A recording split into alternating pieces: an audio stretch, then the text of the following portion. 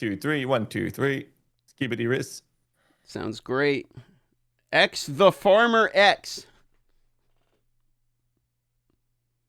Oh, 0 words. Can't.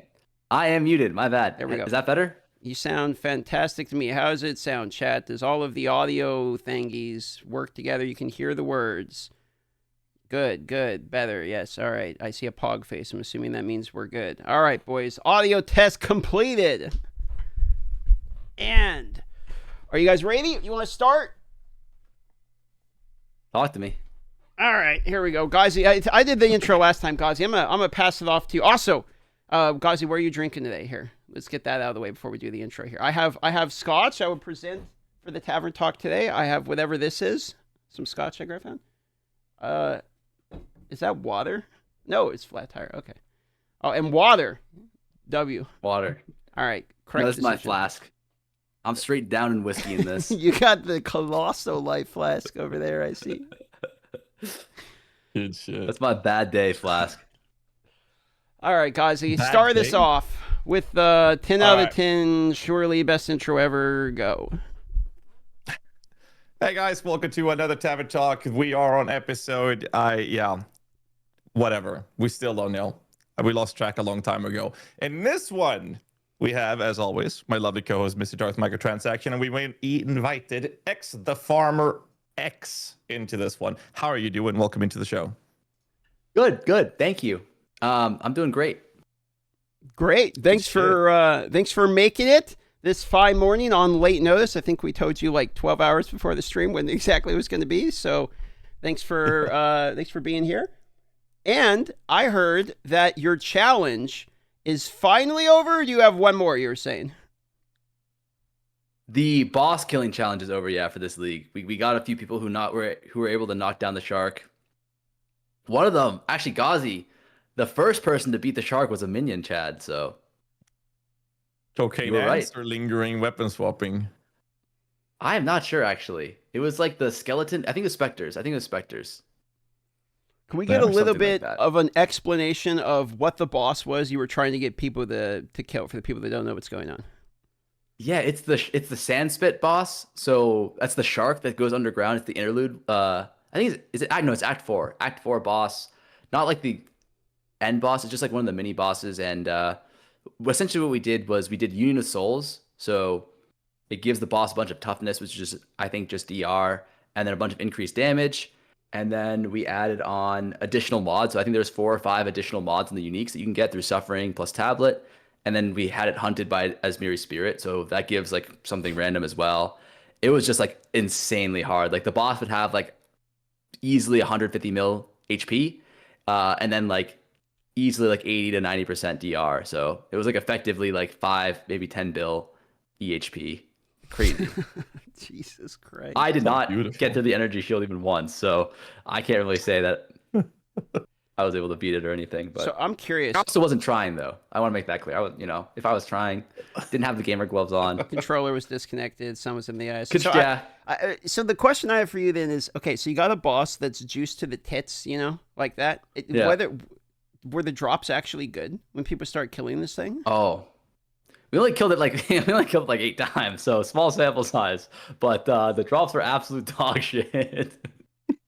Yeah, we got like some tiered rares, but yeah, tiered rares are kind of veg these days. No tinks, no rares. nothing. Yeah, That's Don't kind do of it. It's not profitable. I was wondering. I mean, the fun is... Sorry? No, go.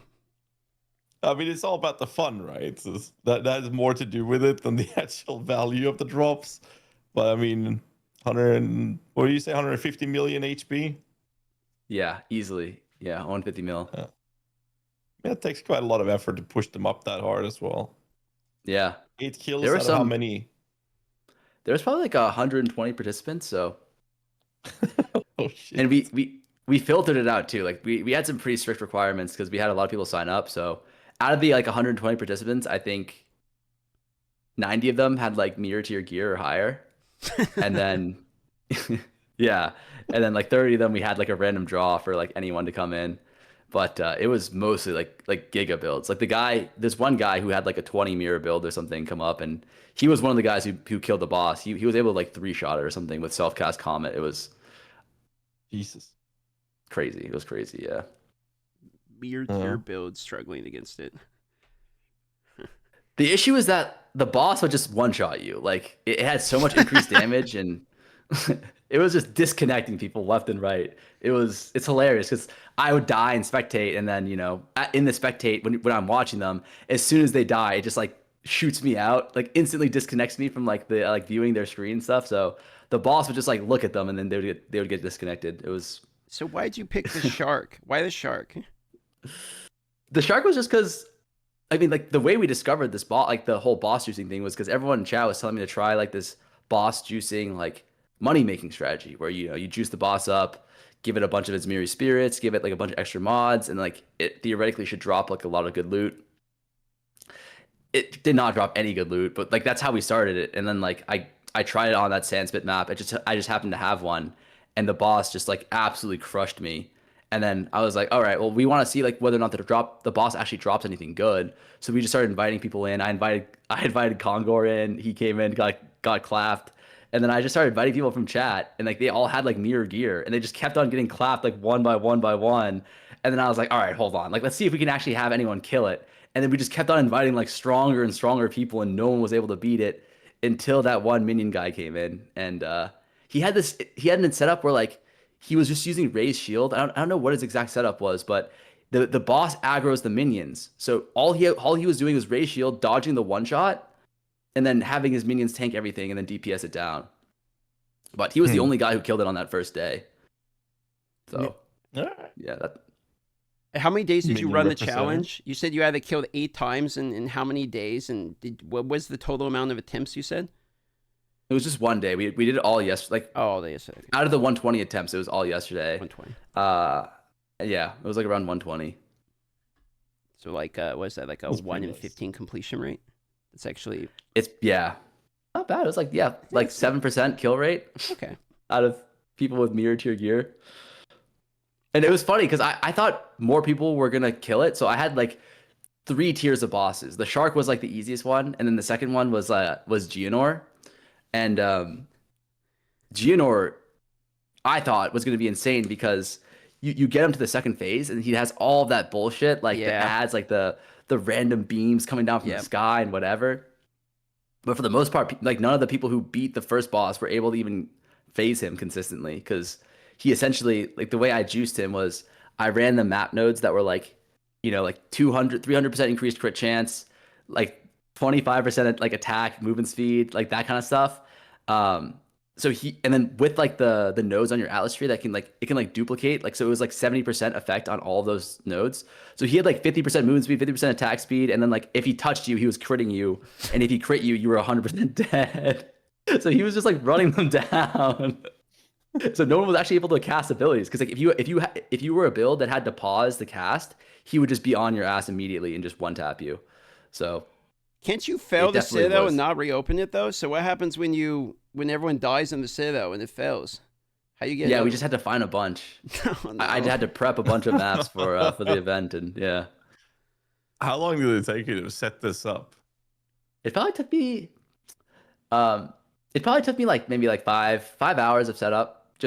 Probably 5 hours of setup. It wasn't too bad. Just rolling the maps, because you need to have Unit of Souls on the desecration, and you need to have like 1 or 2 other like really, really brutal mods. Like I was like, the requirements for me was it needs to have at least increased attack, cast, like that thing, crit, or crit reduction, like crit damage reduction. So 2 of those 3, because with everyone's going crit this league. So or at least like all the giga rich guys are. So having that would just increase the HP by a shit ton as well. And finding like all the sand spits and all that stuff, it wasn't too bad, truthfully. But yeah, it was a lot of fun though. I was hoping that to get one of you guys up there to do a celeb shot versus Geonor or some shit. I don't got no build. It'd be a waste of time watching me walk in there and get one shot. I mean, if I'm dying in Sim, I'm dying to that thing. I'll tell you that. I didn't push my minion build, but I'd be happy to give it a try, but it's not mirror tier, nowhere near. It does a lot of damage, skill diff. but not. Not that much. You have the gamer chair though, GHAZZY. That's all you really need. The gamer chair, yeah. No, I mean I'll give it a try and then die miserably and then walk away with, in shame. There's no shame. There's no shame. Everyone was getting beaten down. What was the most Well, what was the most common build to beat it? Like I saw with, someone clipped Dead Rabbit beating it with like Bloodmage Spark, I think. Is that like the most common build that was beating it, or what was the? Yeah. Yeah. I mean, the key with the shark, honestly, the shark was really easy to beat. I think any build, I think a lot of builds could have beat it. I was actually surprised that so few people did, because all you have to do to beat that boss is to be fast. Like you can just kite it really easily. It doesn't have any sort of like it doesn't have like a big AoE ability. So if you were able to kind of just keep your distance, then you could just kill it really easily. The most common build to beat it was Spark, I think, just because if you can kind of build your character around the boss, which is just like make it so that when you're casting Spark, you're not actually reducing your movement speed that much. And if you were to add on top of that like some sort of chill to like slow the boss down, then you just like would have no issues fighting the boss in any way. And that's kind of what like a lot of the builds that made it through were doing. sure. I keep thinking about the rewards being dog shit. It's like so you talk about the strategy of farming bosses. Like, did you actually try outside of that one juiced boss? Did you try like the boss farming strategy you're talking about? What was your results from that? Because I was kind of curious about the same thing with the 0.3.1 update. I'll be honest with you, I probably killed the boss maybe like 4 or 5 times, so I don't have a good sample size, but it was presented to me as like a meme strategy, like that people have tried and knew was not going to be that good. Okay. But yeah, it is kind of sad that like killing bosses, I feel like killing bosses in most games is like you kill the boss, like, oh shit, like Yeah. that's like the most exciting part. But yeah, in PoE 2, I don't know about PoE 1. I think it's the same in PoE 1, right? Where like the Boss rush bosses that you have in strategy is pretty good in PoE 1. Oh really? Yeah, it's not bad for sure, particularly in Are you SSF talking- too. Are you talking about pilfering, or are you talking about like you juice boss up in a different way? It's not so I much mean, like there's the map farming. boss. 'Cause, I mean, you use them up so they drop influence maps, shaper maps, and stuff like that. That's a very common early available strategy. There are ways to juice them up further beyond that, but the most commonly played one is basically just make it so that you can drop all the guardian maps, shaper maps, influence maps, and you're just about boss rushing it, and then you sell those. And the earlier in the league you do it, the more value it is. But that is something that doesn't require much investment to work. But there are ways to do it further beyond that as well. But yeah, there's definitely value behind it. I think that would be cool, honestly. It does feel a little lackluster right now in PoE 2, killing the bosses. It just feels like they're only like last league you'd kill them for like the tiered rares. Like they would drop like 10 tiered rares or some shit like that, like a crazy amount of good ones. Like that would make it through your filter. But this league kind of with like the perfect AUG, perfect trans thing, it kind of feels like tiered rares are no longer like that valuable to pick up. Yeah, no, I agree. I had this concept where it's like I kind of wish Expedition would crunch them down to magic.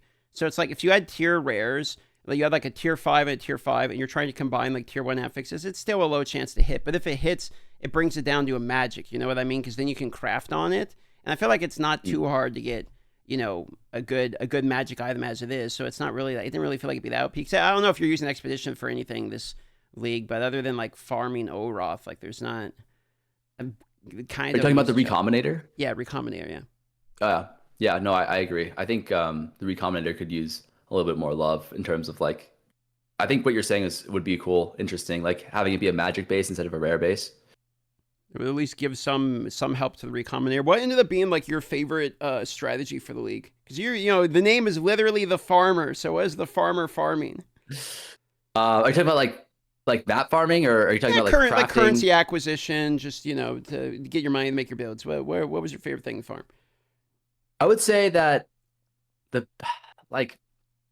don't know if you guys have mapped since the new patch. It's been very inconsistent in terms of like dropping tanks off of maps.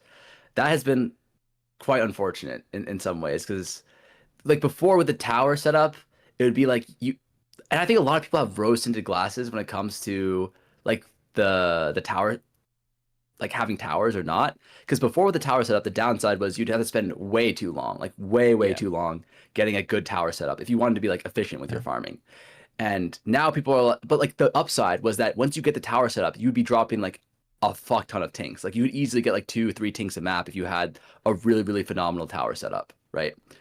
But currently it just doesn't feel like that's necessarily the case. And because of that, I think a lot of people are like being like, oh, I wish we had towers back. But what they forget is like if you include the time that it took you to set up the tower plus the time that it took you to run the towers, like the maps in the tower, like the current way we're farming right now, with no towers at all, with the current tablet setup, is like actually a lot better, like a lot more like currency per hour.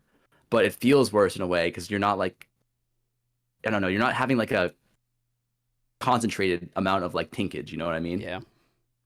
No, I know what you mean. I saw some comments on a video I made about this topic and regarding rarity and stuff like that as well. And the argument was that it was considerably worse than before because of that reason. But people seem to neglect the fact that the vast majority of people didn't go for tower pushing, and the people that did had Sorry, to my spend headphones X died. amount of One hours. Yep. We'll wait for him, I guess. Give him a second. Yep. No, it's just. Sorry? Nothing. I was gonna ask you if you're mega bonking today. My bad. 1 second. Let me fix this. Oh, you're all good, dude. Take your time, Big Chill. If I was mega bonking today? Yeah, you mega bonking. What have you been doing today, GHAZZY? You're good? No, I promised I was going to play sorry about that. Hades. I'll try that. Welcome back. Now, I was saying, like, a lot of people, they were neglecting the fact that the majority player base, they didn't do this massive tower pushing. So the whole juicing process was kind of gate kept away from the majority of players. And then, obviously, once you did juice it, you would get a lot of tinkage, right? But the problem is that there's a lot of hours spent to get to that point, which is then already made. It's reached the point where it's gatekeeping the vast majority of the player base from actually even getting to the point where they can choose to juice their maps. So I personally never really bothered doing the tower stuff. I never liked it, so I kind of stayed away. I like doing boss stuff and whatnot with my mini builds because mini builds aren't as fast as a Deadeye, and anytime we've gotten close to it, it's been through exploits or bugs, and that's when we fly too close to the Deadeye and we get nerfed. And and so when that happens, it just sucks. But so this patch, have been juicing maps with the precursors, and actually felt really good because I feel like, hey, if I want to do some juicier maps, I can just deliberately choose to do that without any preparations done beforehand. I can just go diving into it. That's good to hear that. But you did a lot of tower juicing before this patch, I assume? Yeah, I've done both for sure. And I mean, I'm in the camp of, I think the new setup is like better in the sense that like it's more accessible, like you said, for the average player, and also for people who don't want to do all like the tower bullshit. But also I think in terms of just like how much money you're making, like if you look at it from like a super sweaty like div per hour perspective of like, if I spend 5 hours looking for the tower and then I spend 3 hours running the tower and I make like 50 divs running that section, it's like, well, if you think about it, it's like actually 50 divs over 8 hours, not 50 divs over like 3 hours, right? And if you kind of look at it from the perspective of the entire time finding like the towers, blah, blah, blah, I think right now the current system is a little bit better, but I definitely have noticed that people do feel like it feels worse in some ways. Like a lot of people were like in my chat saying, I miss towers. And I was like, first of all, you don't, okay? You really don't. True. But I think what they're like, I guess like the criticism that they're kind of trying to represent right now is valid though. It feels kind of mathematically, I know for a fact that it's like way better in terms of like how much money you're making, but it definitely does feel worse in a way where it's like there is no like, people I think really want that concentrated like feeling of luck, right? That like, I think kind of in their vision of how they wanted crafting in PoE 2 to be at the beginning, right? Where it was like you do these exalt slams and you do these things that are like low likelihood of hitting, but when you hit, it feels fucking amazing. And I think with mapping, it's kind of the same thing. Like you do want those times where like, you get the you get like the god map or you get the god setup where you have like the proc on your Atlas nodes and you drop like 10 div in that one map, and like that's kind of like what's pushing you for the next like 5 hours. Or like better example would be like Diablo 2. Like Diablo 2, like mechanically and meta wise, is like the same shit for the last 20 years, but people still love that game because it's like, I think people to a certain degree love that like that lottery ticket thing where it's like there's such a low chance of hitting, but when you hit, it feels fucking but amazing, okay, so I agree with that, but like the reason I like the new setup better is because that is predicated on the fact that at any time you could have that like you could get that lottery win. But if you have like I had the quad tower set up with an overrun, it proc, like the whole thing, like I had the perfect setup, okay? And at the end of it, when I completed the quad tower, I just went and played SSF because it's like, oh, that's the best I'm ever going to find. Like, I didn't have that same base level that could proc again. Like, again, I'm not going to run into another quad tower in the amount of hours that I'm willing to play the run of the quad tower setup like that with an overrun and all this shit. So the difference I see between like D2 and what we're playing now is there's no like, you don't juice a map to run it where you have to like, okay, this is the one that's going to happen. You can just do the runs over and over and over and over and over again. Now we actually have a baseline level, which is okay. You can get the tablets, etc. But as soon as I like ran out of the maps in the quad tower, it was like, that is gone. And I no longer have this consistent, it could happen at any time. Like that's just literally gone. And so I'm way more happy without not having the overlap because I thought the worst part of the end game was having to find the overlap. I still think that right now it is a band-aid solution. Like it's like checkpoints that we had. Like it is 100% not a good setup still because even the process of setting up the maps is really bad. Like it's just really not good. You got to do the delirious. You got to watch the little dude take a hot tub bath. You got to do all these fucking things in order to like run the map, and then hopefully you get the right ones. It's just a bad setup, honestly. So I think it's a band-aid fix to keep people interested for the league still. But in 0.4, I'm expecting it to be almost completely reworked because it's not. I think we all pretty much are on the same. You can min-max whether or not it was better before, better after. It's still just bad. Like they're both just still bad. Yeah, I mean, I just want to say, like, everything you said is something that I completely agree with. Like, I don't think, like, I think that the old tower setup felt terrible for the exact reason you're mentioning. It's like you get the quad, okay, Pog, and then you finish the quad, and you're just like, I don't want to play the game anymore. Like, I can't. Like, first of all, my dopamine levels, what they are used to now is quad tower juice, and the options now are you either bring that down to like half the loot, or you spend like 5 more hours just tower hopping looking for that quad. It feels terrible for sure. Yeah, I agree with you entirely. I mean more of just like, I think they need to figure out a way where like they can keep like the current juice system. I mean, like the current juice system is kind of like, it's just scarabs, right, from PoE 1, but like it's slightly different where it's like you're putting the thing into the map and then you get this buff based off of like whatever thing you put in, and there's like certain rules that apply to it. And I just feel like maybe the issue right now is just the juice feels a little too weak. Right, like even when you're like in PoE 1, like if you juice your maps and it's like all pretty standard, right? You can still be getting like multiple things per map, and that's pretty consistent. And then you'll have like what is it called, the wildwood spawn that'll happen like one in every like 10 maps or something. That's like the giga juice on your map where you can be getting like just a shitload of drops. It kind of just feels like right now the baseline for PoE 2 might be a little bit low. Like you're not really getting enough drops in your average map, and then when you do get lucky and you hit the proc, it feels like then you're starting to get like an acceptable amount. That's kind of how I feel a little bit, and maybe I think a lot of my chatters feel, maybe they're influencing me to feel that way. But I do feel like kind of like, I mean, everything that you guys are saying, all the complaints I agree with entirely. I don't want RNG. Like I don't want RNG before the map opens. Like, does that make sense? It's the RNG should be when the mobs are dying, increased by the baseline of quantity or rarity what we have. But like this whole concept of I put something in, there's a chance that it double procs, I think it's just like a bad system. Like we shouldn't have something completely out of our control, whether or not, because remember in one of the interviews Jonathan was talking about where like he knows where if you could get something and you don't get it, it feels bad. It's like people were kind of giving a little bit of shit related to the towers at that point, right? But I got what he meant because it's the same thing for me with the proc. Like when I open a quad tower setup and I have one good map left and it doesn't double tap, it doesn't matter if it's still a good setup. I didn't get the proc. So it feels bad, and it feels like the rest of that map, even though the rest of the map isn't played out yet, just feels bad. It should be why I'm in the map, you know what I mean? Like I'm in the map, let's see what can actually go, and you can try to juice it before you get there, but you shouldn't have to like have this thing that's completely out of your control in terms of like overlapping maps, trying to get the proc, like all of these different things. So that's why I thought overlapping towers was like the biggest problem in the game. Like spending all the time trying to find like these overlapping towers, like all the fucking time was just absolutely annoying. I mean, there's some other things to point out as well. I mean, when we're comparing PoE 1 juicing versus PoE 2, I saw some chat, you guys in chat mention it as well. In PoE 2, you have numerical ranges on how you roll the precursors. They are currently comparable to scarabs, right? And in scarabs in PoE 1, you buy an abyss scarab, you're going to get X amount of abysses.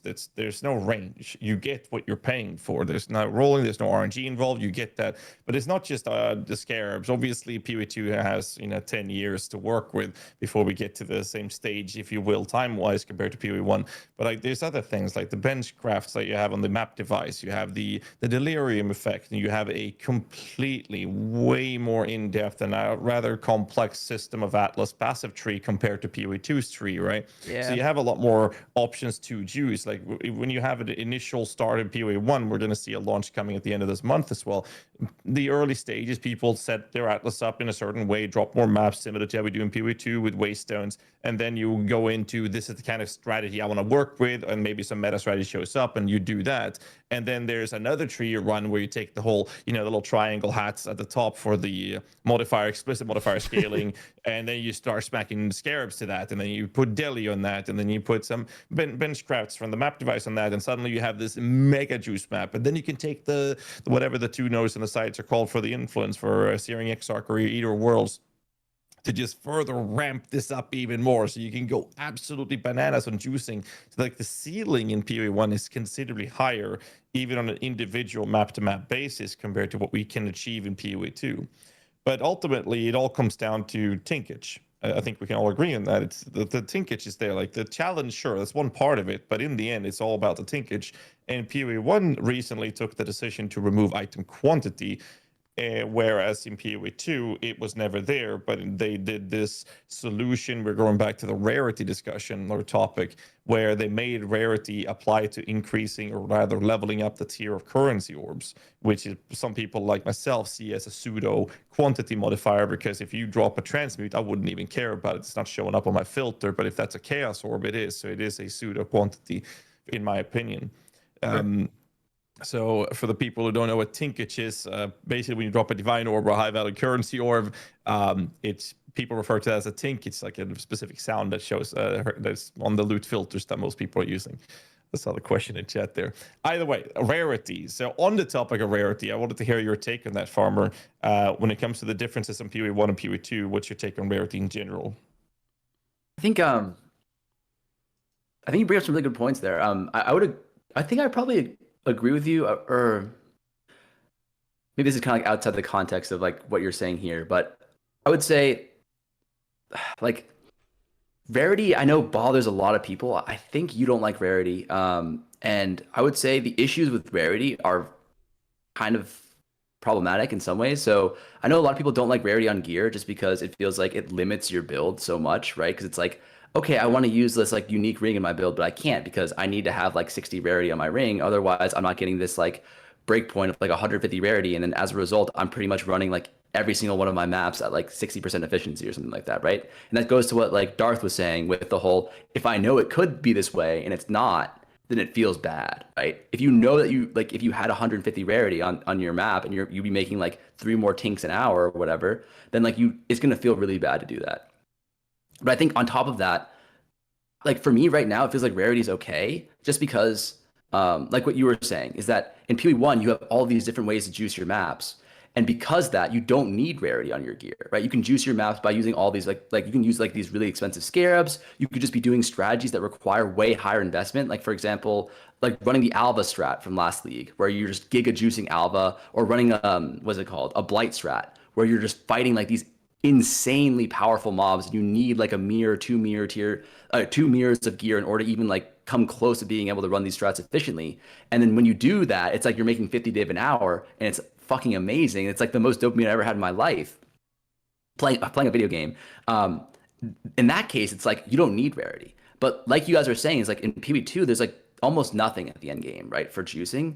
So it feels like juicing is not just like a band-aid quant strat, or like not just a band-aid to fix some of the quant issues. Or I mean, that's what it is. It's just the band-aid to fix the quant issues, right? Which is like we don't have enough ways to like get more tinkage, get more loot from our maps. So rarity right now kind of serves that purpose. So it's like, if you want to just get into the end game and you have like really good gear, that's going to be cheap. But if you want to get into the end game and run it efficiently, and then have the good gear, like the good resistances, the good flats, the good damage, all that stuff, and the rarity to like run it absolutely like nerd sweat efficiently, then like you're gonna have to pay a lot more in order to get that. I think for right now, like I wouldn't want them to remove it unless they also add other ways to juice your maps. Yeah. So that's kind of how I feel. It's like it feels good right now, but bad in some ways.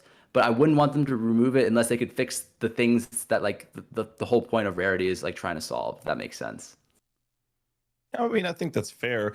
There was a video recently, okay, quite a few videos on the topic of rarity. One made by Crip, among others, Crip, talking about rarity Farham, and as for the Dreamcore, I think, were the three that made There them. we go. There we go.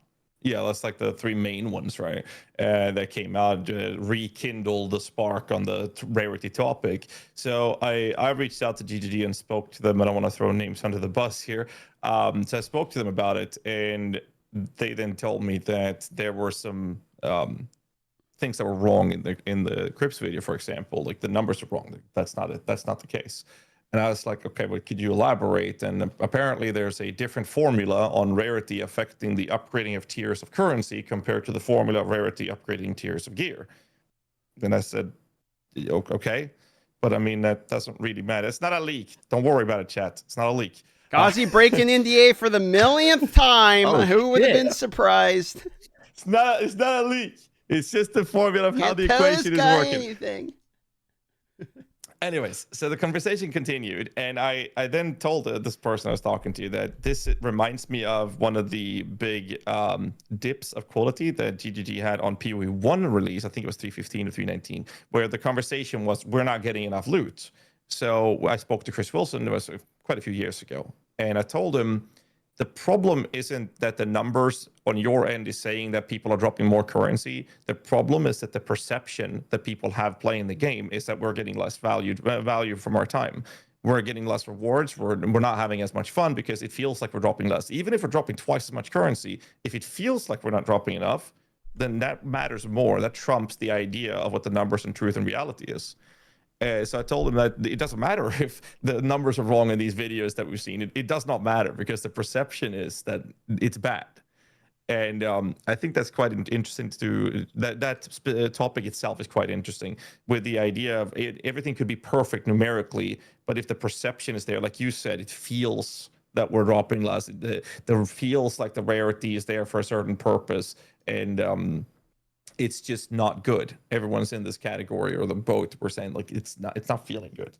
The ceiling of juicing, it doesn't matter where the problem is. The feeling is wrong, right? Yeah, I agree entirely. And that's I mean, just really quickly, that's exactly what I was saying about specifically the tower juice thing from like pre-patch to post-patch. I think a lot of people are just saying, like, I think that the like exactly what you're saying, like the numbers are actually better, but the feeling is worse because you don't have that like concentration of tanks. But yeah, exactly. Yeah, I think I like that.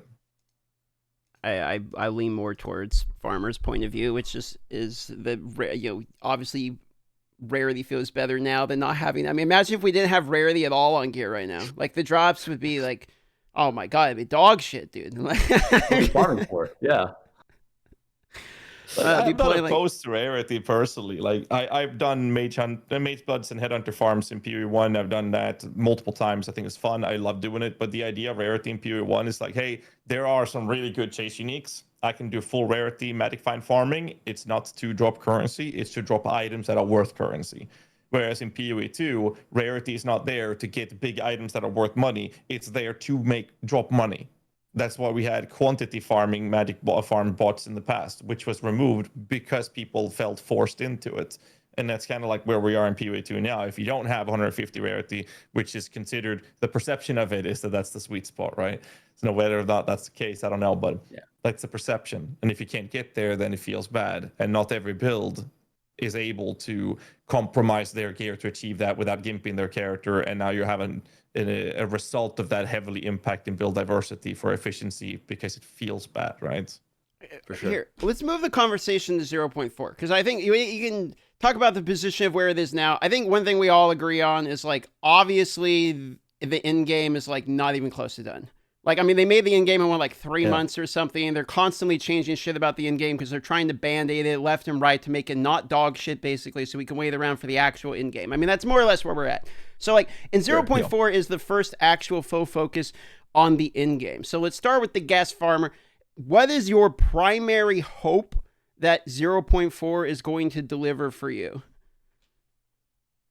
I mean, I think we already had some leaks on some of the mechanics for 4.4. I think Delve is like, did someone like data mine some sort of Delve thing going out there? I think all I hope for is just a way that you can farm where you can make like, I think having like variety in farm is really important, but I think it just kind of, I hope that it raises the standard and how much money or how much tink you can get per hour, you know, how much of that like dopamine you're getting per hour, or like how much dopamine you're getting in your session from the monster drops, number one. But number two, I really hope that they introduce something that makes it so that the difficulty scaling of the game is increased, right? Because the difficulty scaling right now is like, you play the first week of the league, it's like you probably need like 30, 40, 50 div of gear in order to like beat the end game, which that on its own is not really that expensive. But you play like 2 weeks into the league and you need like 1 div of gear in order to run tier 15s, like no problem at all, right? And then the only solution to that is like the difficulty scaling is through rarity. And I just hope that there's a way that you can kind of increase the difficulty of the content and then also make it more rewarding. So the best example for this in PoE, like PoE 1, I think does a great job in this. Like there's so many farming strategies where it's like, okay, like I want to try that. It sounds really fun. Like I want to do like the tier 16 like strongbox strategy, or I want to do the tier 16, what is it called? Abyss strategy. But it's like, okay, I need like 300 div worth of gear in order to do that. And that's fine because that's like the top meta. That's like the meta, right? That's like some of the hardest strategies in the game, but also has the highest rewards. So it's like you're pushing like yourself to try harder content, and it's a lot more difficult. Whereas in PoE 2 right now, it just kind of feels like you get to the end game and it's like anyone can run it with like a pretty cheap build as long as it's like semi-meta, right? So that's kind of my hope, is more currency drops and then also like more difficulty. Give us like a reason to, you know, want to farm for something, because it feels like after you have like 100 div right now, it's like, what's the point in even farming? Like I can do everything already with 50 div, right? And for that, wanted something for a reason to farm, do you prefer to have that from a player power angle? Like, okay, they have new timeless jewels I can chase or what have you, new ways to actually angle your player power? Or are you looking for like actual pinnacle content that requires the player power there? If you had to pick between ways to actually chase, because there's like different types of players. You got the people that just want their power to go higher, higher, higher, higher, higher. Like man to man back in PoE 1, that's it for me. How big can my mana pool be? That's the fun chase for me, right? You can still kill all the pinnacle content, but you still want to be stronger. So if you had to kind of pick between those, what's it for you? I think that's a really good question, because that's something that I was thinking about earlier, which was I would say like I'm okay with either. This kind of a cop-out question. I'm okay with either if it's done correctly. Sure. Like the increasing the difficulty thing, I think that's the easiest way to do it. But I think if you can make the chase items more chase, like I would just say like if you were to do like the other way, which is to make the items that you're looking for more valuable, the way you do it would be kind of like in point 1 with like Temporalis, right? Everyone was like, I can't wait. Like I'm farming. Like I just need like 200 more div to get my Temporalis, and then I can try like an insane like Blink Auto Bomber build or something like that. Or I just need like 50 more div, and I can get my Astromentus, and I can get the Tempest Flurry build online. It just feels like there's no chase items in PoE 2, right? There's no like, I mean there are some, like Headhunter for example was one, and that's a great one. But like last league, for example, I felt like there were almost none, right? There was no items that was like you get this shit and then like the game changes entirely. Like like Diablo 2 would be a great example of this. You get your Enigma and it's like, holy shit, like I'm a god now, right? But I would just say like I'm okay with either, but like I think the coolest one would be like give us items that are like super rare and super meaningful. Not just like our number grows from like we kill it, like we kill every monster. Like we do 10x their HP pool, and now we do like 100x their HP pool, but more so like change the way you can like play the game in like a very unique way, or you know just increase the monster difficulty, introduce mechanics, or introduce like bosses even that are like that are difficult and really engaging to do, and like make you push the envelope in terms of like skill, but also just like the gear requirements in order to enter them. I want go on, GHAZZY. No, you can go. I just want to chime in with my opinion. You go first. Sure. I wanted to pick up on something you're talking about uniques there. I feel like we keep having situations in which uniques are actually very useful and strong, arguably too useful, but then they get gutted as opposed to making them rarer to make them a chase, right? So it's like ingenuity comes to mind, you know, like I like maybe the Hoa. Like there's these items that are obviously either super good or arguably too good. I would argue they're too good because there were no other competitions for them. So it's like you had, and there's not content to clear that requires that level of power, but then they get triple tapped. So like now ingenuity has case uses, you know, as an example. The only time I wore all league was for rarity again. So like there's I feel like we had these items, but when they show up, they kind of, instead of going to like pushing to tier 0 or something like that, they kind of just get triple tapped and get gutted. So it makes me, you know, curious. Like, I wonder what the philosophy on how strong they want these chase items to actually be. Because I actually completely agree with you that I think the concept of having chase uniques is what makes me want to play more specifically, both in PoE 1 and PoE 2. I wanted to get Mage Blood, so I've done multiple leagues where I would rush to try my first Mage Blood, because I never giga farmed to got mirrors or anything. But, you know, I get my first Mage Blood, 200 Divines or something, I'd be feeling pretty good. This league was the first time I both had Headhunter and I had the Dream Shrine Scepter. And, you know, speaking of the way the game changes entirely, it does feel that way with those types of items. You know, never had Temporalis. That'll be one that I'm sure I'll try to chase. And I feel like most people don't really want to chase jewels. Like, no one's going to try to get that perfect jewel to slot in to give them +3 or whatever of a skill. People really don't care about. They want to wear an item that they can visually see a massive change in impact of their build instead of just a stat number. So I'm actually 100% with you on chase uniques, because that is particularly my favorite thing to do in the game, is try to save up and get the chase unique.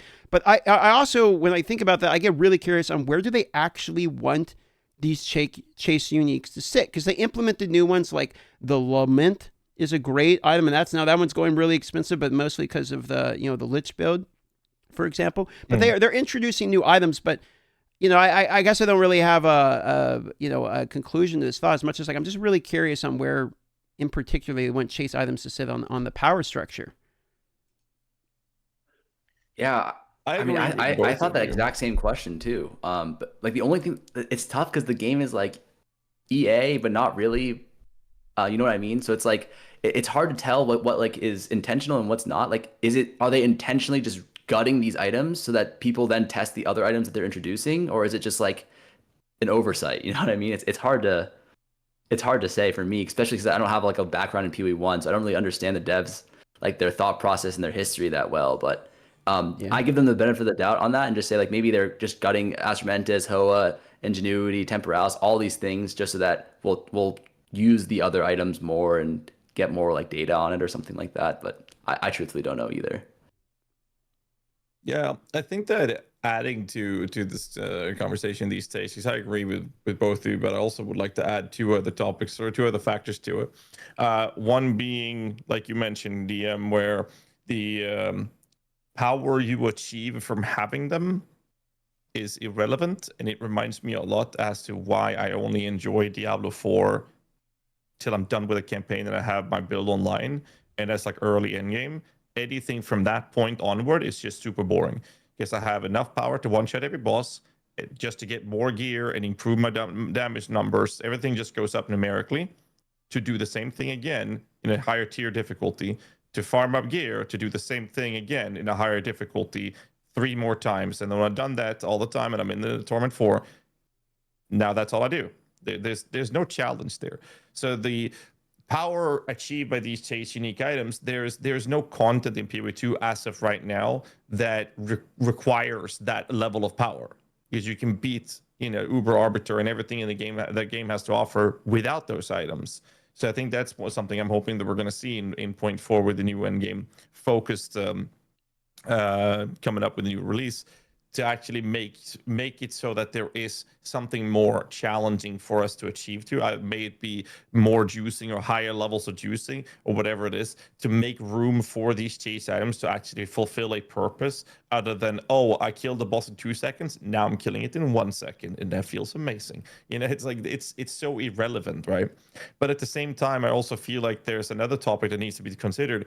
So you said, Farmer, that it costs you 200 divs or something. And I think that something specifically the people like us that play the game as much as we do have to keep in mind is that the people that achieve those types of levels of currency are a very small fraction of the player base. So I think that's very, very important to keep in mind, like keep our feet on the ground.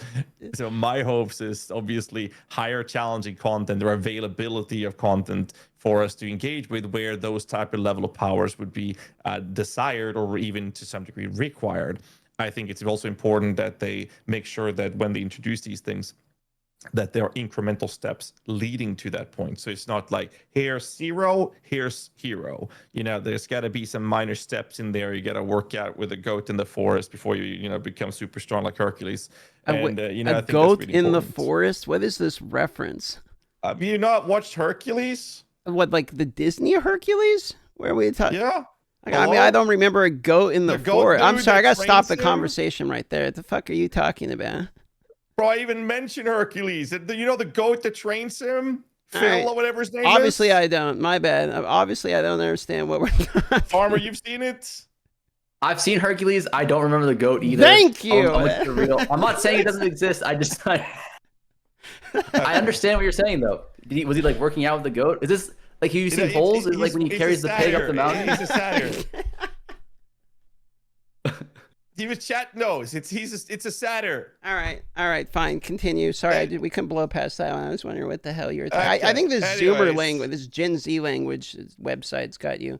Anyway, keep going. Forget it. I thought we established that we're all like 30 plus, that we're no Gen Z, so I can make references to old shit. If it was a Mulan reference, I probably would have got it. But Hercules, I think I watched that. Mulan reference. It's about the same time frame that Mulan came out, isn't it? Yeah, but I didn't watch that one. All right, fine. You know what? It passes the sniff check, I guess. All right. Anyway, you were saying. Anyways, point being, there need to be incremental steps there. I think that GGG did a really good solution when they made the initial first bosses actually easier. I think that opened up a lot of the end game for more casual players, and without hurting the aspirational endgame blasters. The problem is that the endgame blasters were playing this game with such an obnoxious, unhealthy amount of hours that the current ceiling is way too low. Like we're literally in Hobbiton trying to raise the ceiling. We need to have a big house. Surely, okay. Here's my copium. You ready? I'm going down my copium track here. They're going to implement new pinnacle bosses. The in-game mapping system and the way you actually juice up the mapping system's getting basically completely reworked.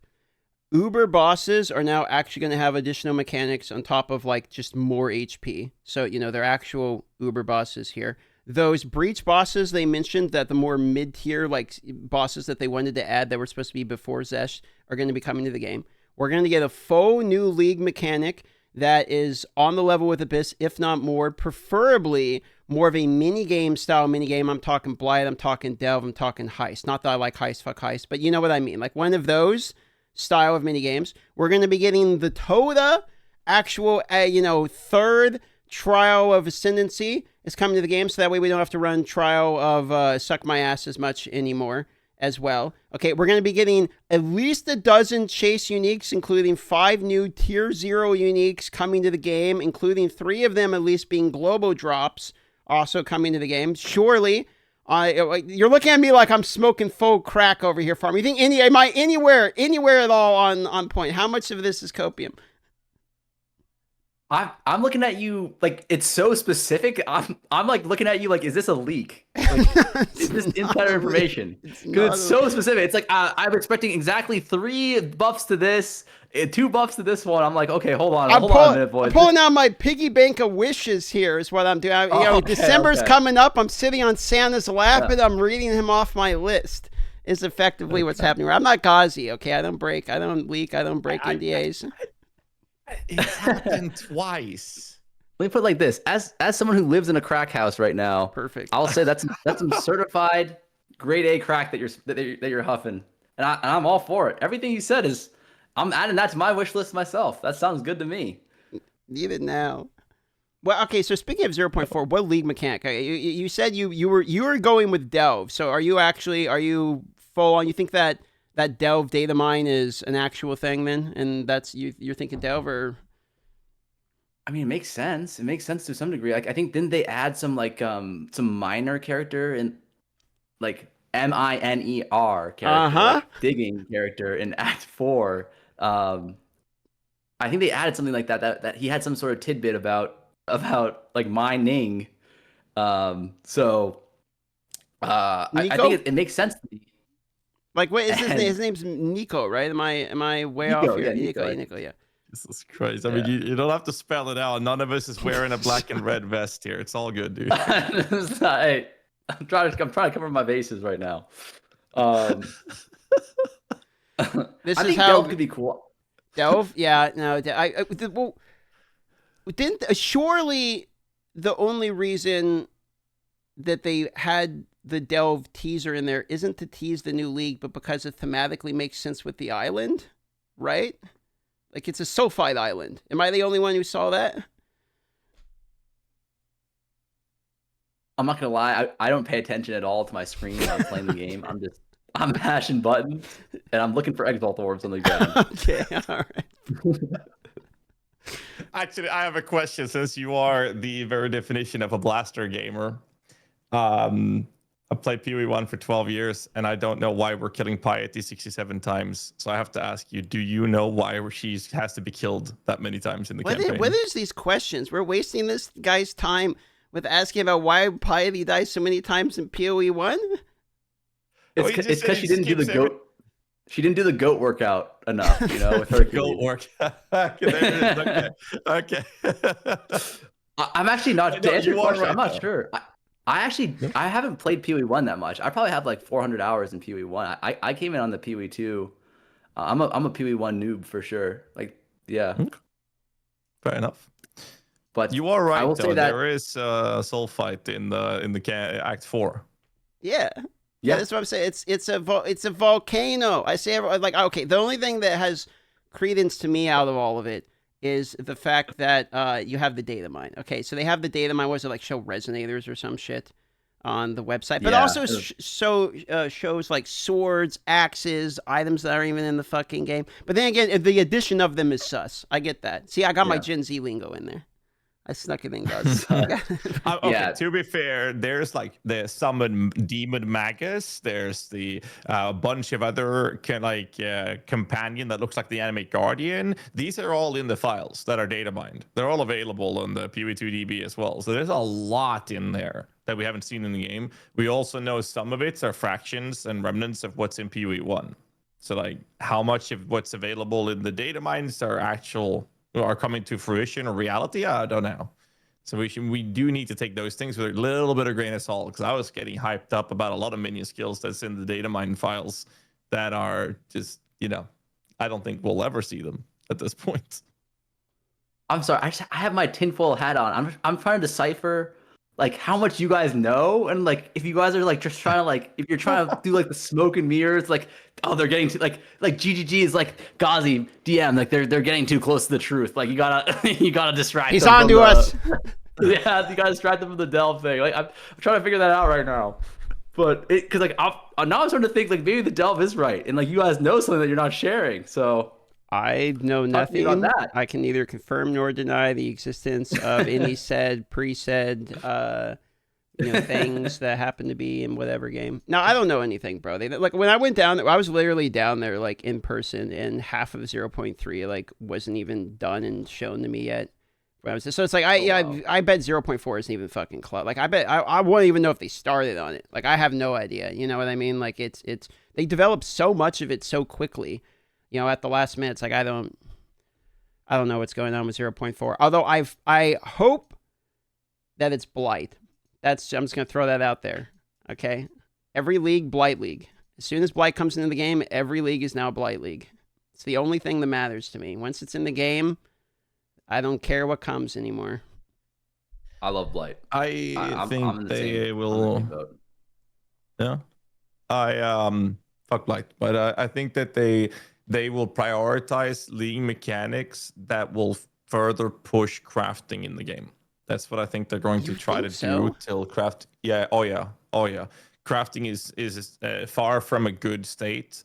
It's insanely good right now. Might be even too good. but there's a lot of factors to take into consideration. but that's I don't a whole think- different topic. Okay, so I first of all, I don't think it went. I heard the take of it being too good. The only thing, the argument I have for that is Omen of Light's kind of crazy. Okay, I know it's rare, but like Omen of Light's kind of nutty. Okay, outside of that, I don't think there's any problem with it. Maybe the essences, or we could argue the suffix essences in particular with weapons, are like it kind of makes suffixes like basically free. So like I get that. Okay, however, there was a good point made by several people. I forget who I heard from it first. Is that when Abyss is no longer in every goddamn map. In fact, I think Farmer, you even said it in this podcast. When it's no longer in like every map, then how relevant is crafting really? Like if Abyss is only going to show up in some maps and it's not as common and it doesn't show up all the way through the campaign, like the new mechanic is there, then it's how frequently are we actually getting these pieces and how expensive are they actually? So I could see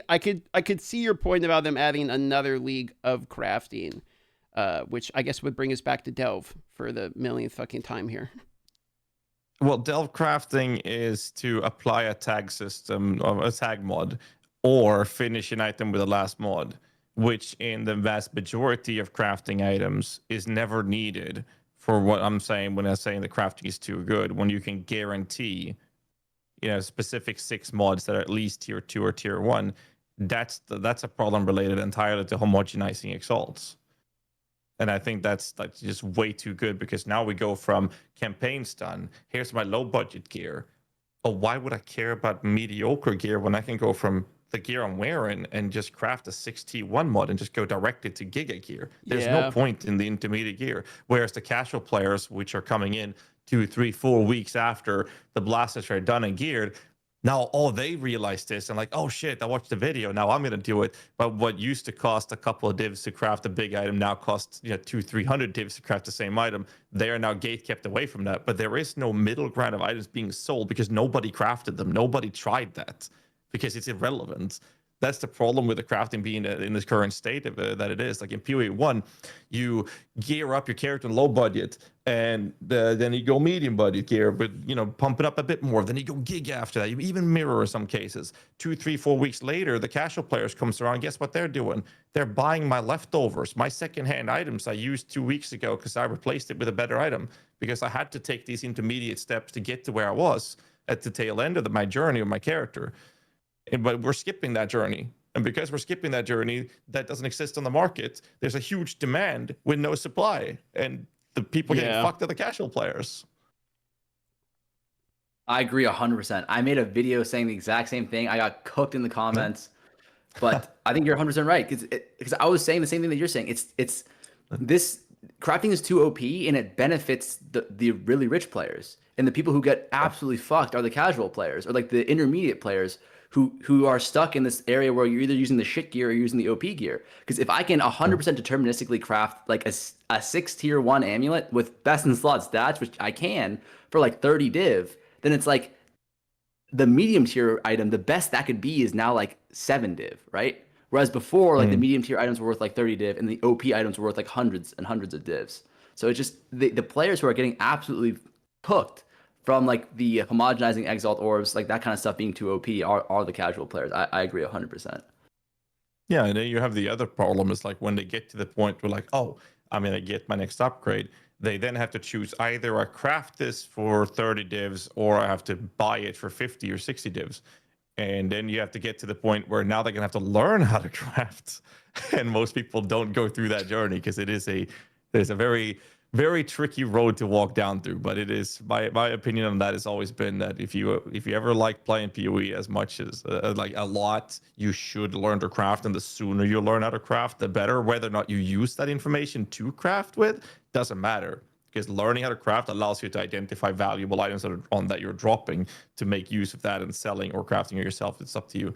But I think that having the knowledge is extremely important. And the sooner you learn, the easier it is, because I truly believe that the leagues we're going to see in PoE 2 is going to further push the crafting, not agenda, but the mechanics and methods available. Because like, try to learn craft. If you're a new player in PoE 1, trying to learn crafting there is a shit show. You have to read 4 or 5 Bible-long books before you understand what the fuck's going on. Whereas in PoE 2, it's not that hard. It's very, very small scale compared to PoE 1. But give it a year or two, and PoE 2 will be just as complex when it comes to crafting, I believe. I agree. So Delve confirmed is what GHAZZY's saying. He leaked it. I heard that. I heard that Well, as I mean, well. if Delve comes with fossils and resonators, it's very possible that there might be Delve there. Not saying it is, but you know. Well, here's the thing. Like with the Abyss, for example, right? Like Abyss in PoE 1 is not necessarily like you don't get any crafting materials from the Abyss, right? In PoE 1. Not that I know about, right? No. So Get yours. theoretically, we could get something like Blight and just like and have that just drop the crafting materials in a way, right? That's true. Yeah, that's also true. And it is possible that we'll see some sort of blight in conjunction with Halls of the Dead, right? For the Toda. It's possible that they might smack those together, fuse them. There's a possibility. Tattoos incoming from Toda. Yeah. Could you imagine? Yeah. You have tattoos in see the it. Act 4 campaign, though.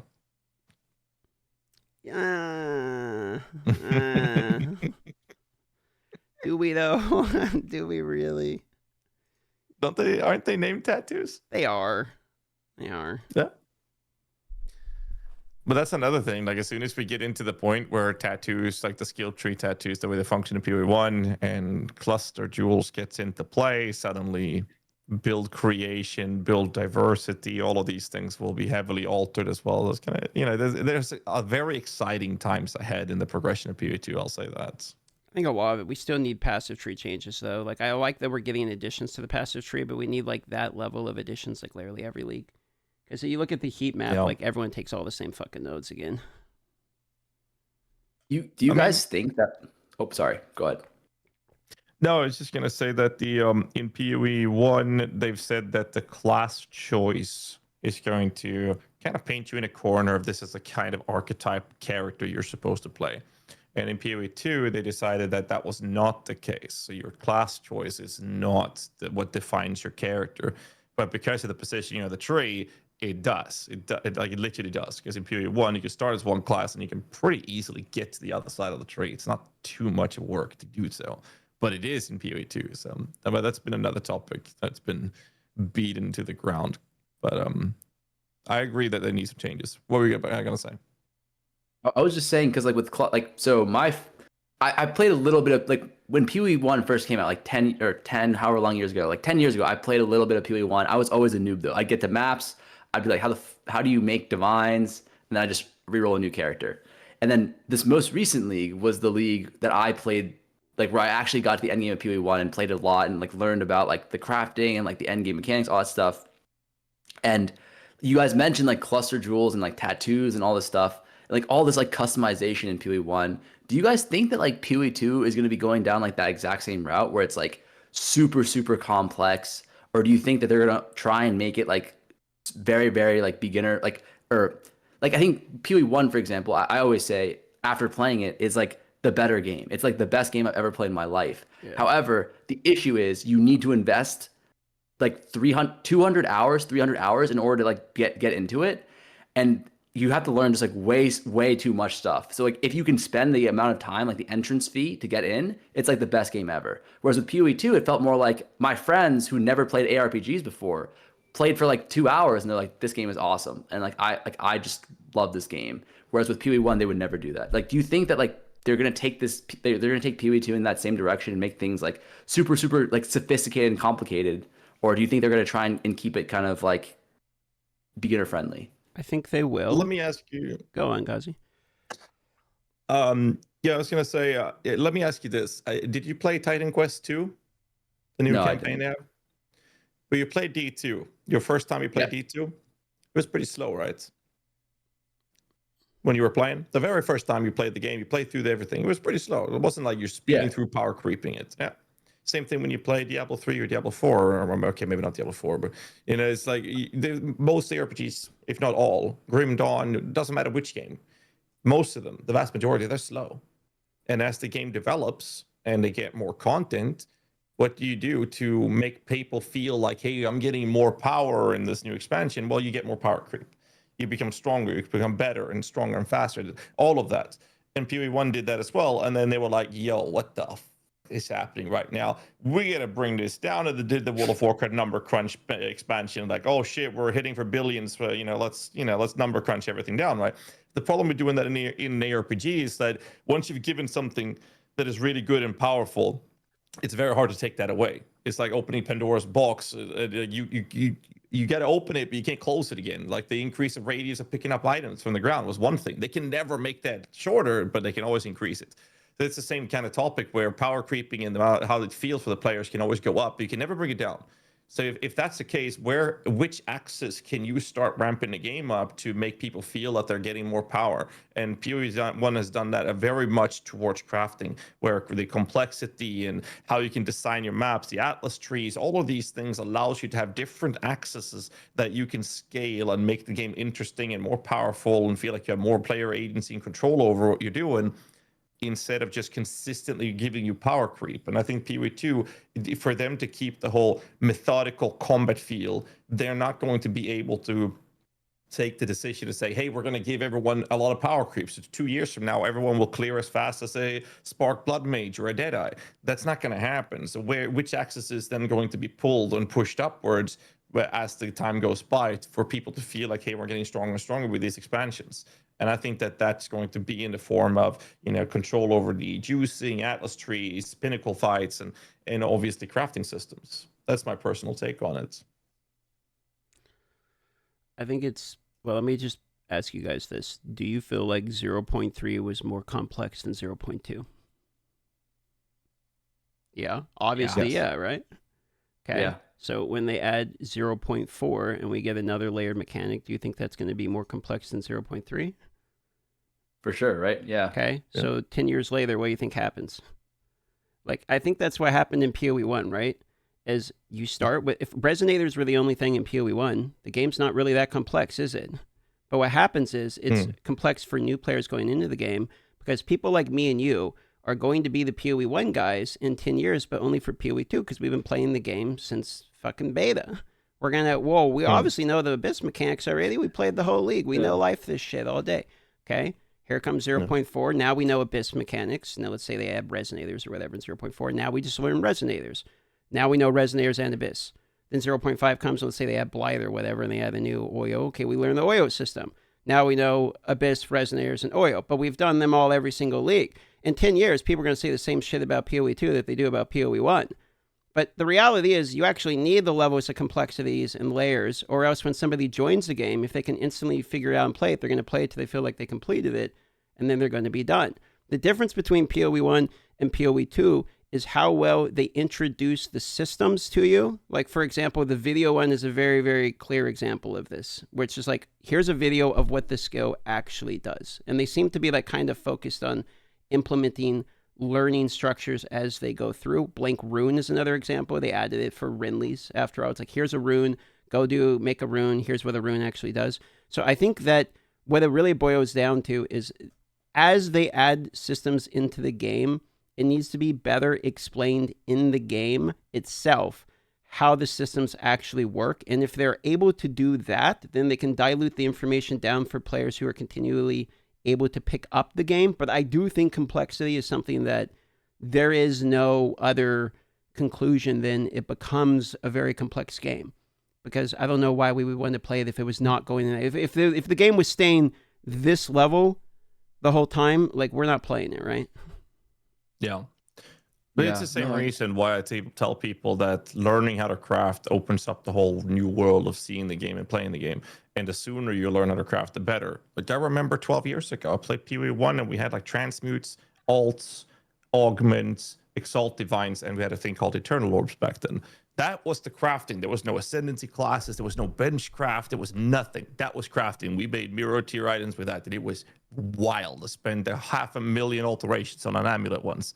And then, next league came in and we got, I think it was like Essence or something or whatever it was. And we got Delve and we got, we got these crafting methods. And like you said, we got to learn those mechanics.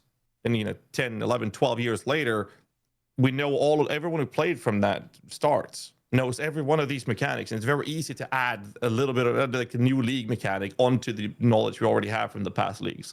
So the sooner you learn to do those things and learn these mechanics in PoE 2, the easier and better it is if you decide that, hey, I want to learn these things and I want to play this game a lot.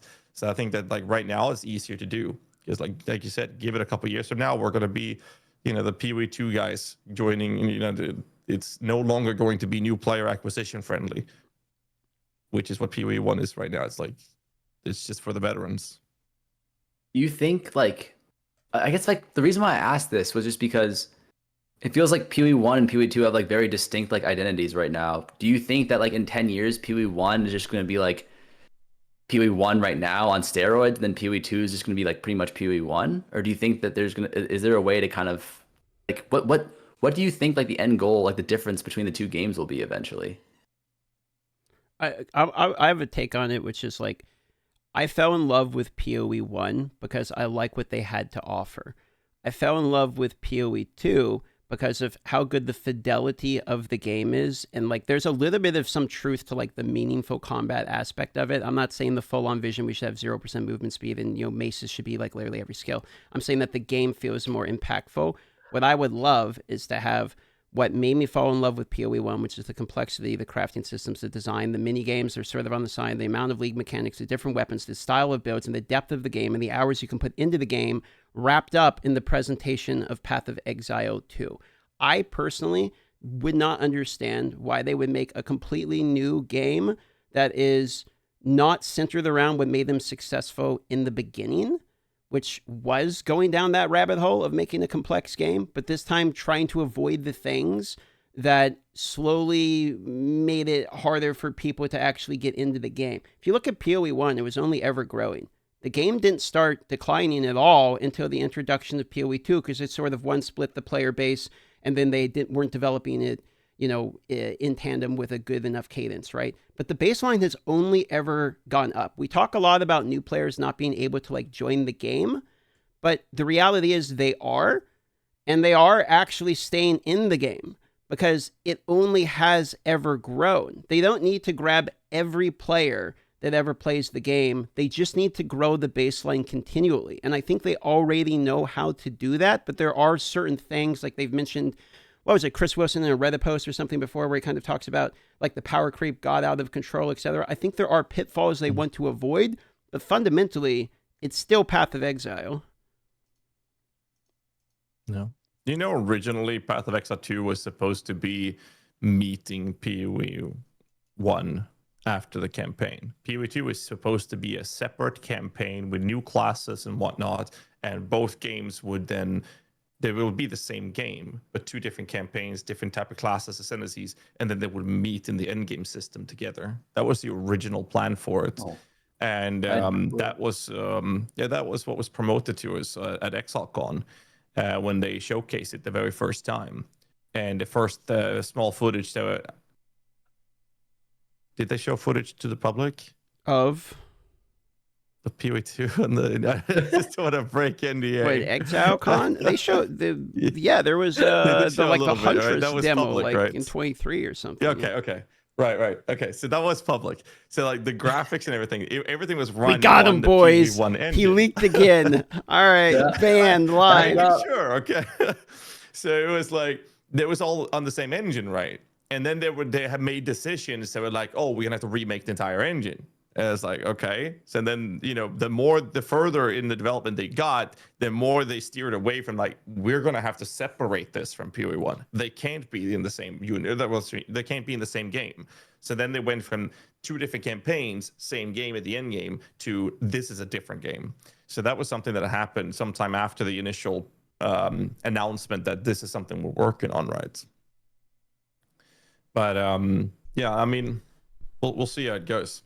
I think that the GGG is doing something we wish other companies would do a lot, which is taking the experience, mistakes, good things, bad things, doesn't matter, and learning from all of those things. What works, what doesn't work, what potholes to avoid, and which ones you could just drive right over, and then utilizing that information, having that in the backpack when they're developing PoE 2.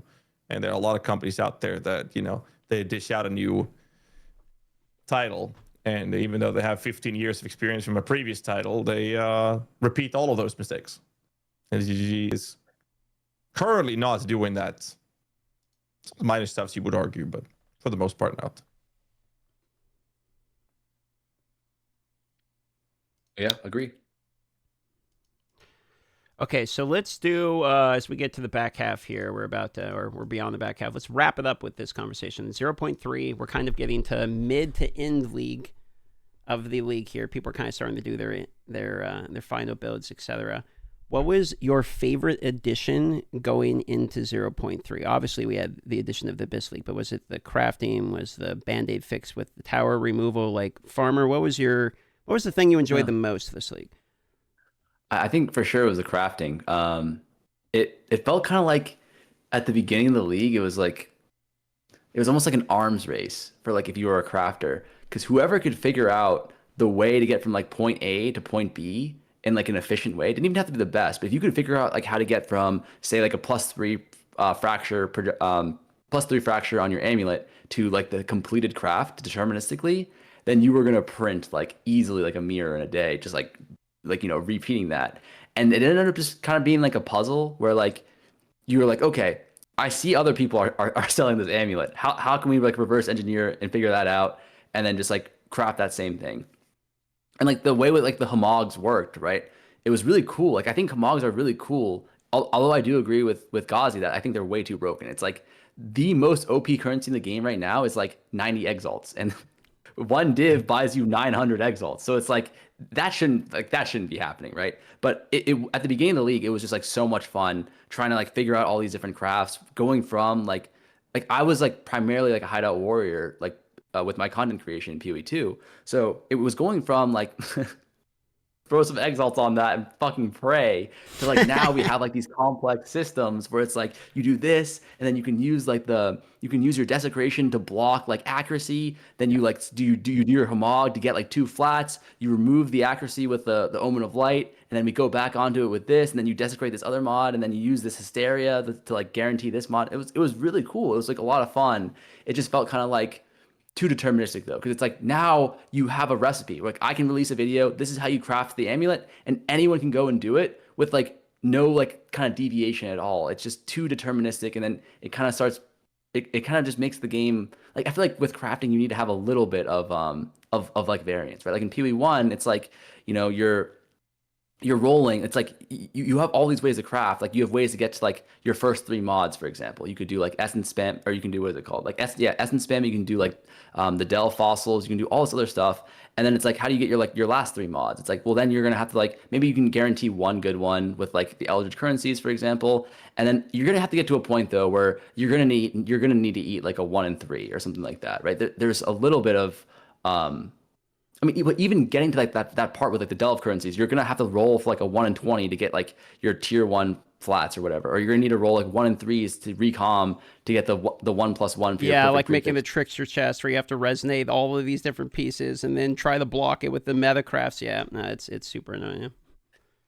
Yeah, but it feels kind of like crafting needs to have some sort of like, I don't want to say friction, but it needs to have like a little bit of RNG there. If it's too like if you can guarantee exactly 6 mods with no sort of like, you know, barriers to it, it feels kind of like it just makes crafting like too powerful and too easy. And that was kind of like the problem, was that it felt really cool at the beginning to like try and figure out the puzzle of like how to get there. But then once you figure it out, it's like then it's like done, it's solved, right? You don't really want, I don't know, it feels kind of bad to have the game be, or like certain crafts to be solved, right? Little mystery. All right, so crafting, little mystery. Oh yeah, a little mystery. Low chance. So Farmer likes crafting. How about you, GHAZZY? What was your favorite thing about the league here? Well, I've always been a hideout warrior for crafting in PoE 1. So this made me like it very, very much. Crafting in PoE 2 is, yeah, it's like you said, Farmer. It was very fun. And then once the reverse engineering part was done and we figured out every detail around it, I was like, sure, there's some content creation behind it. It was always fun to do that. But it's like ultimately, like, what do I do now? Because I know the result is what's going to happen because of the homogenizings. The mid section is going to get screwed over. Casual gamers going to spam up my comments saying, "Oh, thanks for the information. Let me just swipe my card to be able to do this for $2 million because everything costs like 50 divines just to buy one of the materials." Like, well, that's against the US. So, like, that's the comments you see, right? And that was kind of disheartening. But I was excited for it, and I got what I wanted, and now I'd like that to be a little fine-tuned. But yes, crafting. Obviously, we got a new mechanic with new monsters, which for me means new spectral options, which I devoted a lot of time to. So that was very exciting for me as well. So those are like my two top. I can't even speak anymore. Two top choices of things that I got excited for the Ladies League. What about you, Dion? For me, it's the addition of a first real mechanic, so we have something new in the map. Like, I want to log in and run maps is what I want to do, but when it's literally breach, like just do breach all day and then expedition's worthless, like it just gets boring very quickly. So like actually having some variance on the maps and some other things to do and things to specialize in will be nice. Very much looking forward to 0.4 because I think Atlas tree changes would go a long way in making the maps feel not homogenous, since we're using that word a lot here today. It would hopefully mix it up and allow some specialization as opposed to just like, everyone's running the same Atlas tree over and over would be kind of cool. So additional league mechanics finally coming to the game, and then, getting to kill myself, in Minecraft basically over and over again in the game was, getting to hear that was definitely fun. So of course I'm going to enjoy that. That's pretty much it for me. For me, give me a 1 to 10. For me, it was like a 8 out of 10, maybe 8.5 out of 10 league. Like the only thing that would one is maybe the Kulamak boss fight to be a little bit like less lame with the drops and maybe a little bit harder as an addition to a pinnacle boss. But outside that, it's a pretty top tier for me. Well, what's your 1 to 10 farmer? How are you feeling about it?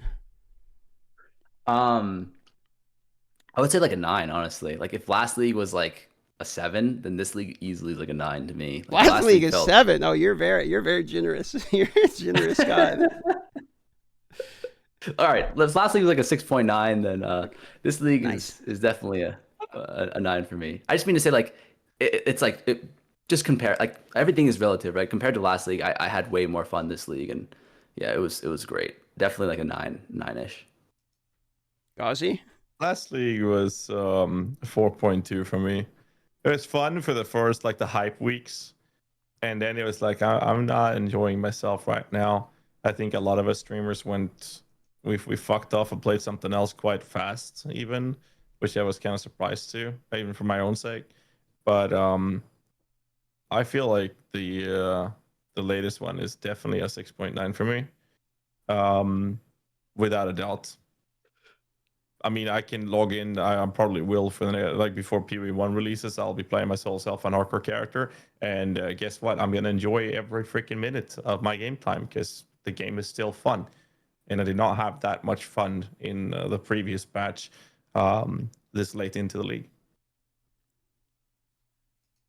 All right, and with that, I think that concludes. We'll get you out of here so that way we don't take your whole day, farmer. You got any last points or anything you want to bring up or topics before you get the last word here? Anything you want to bring up before we wrap it up?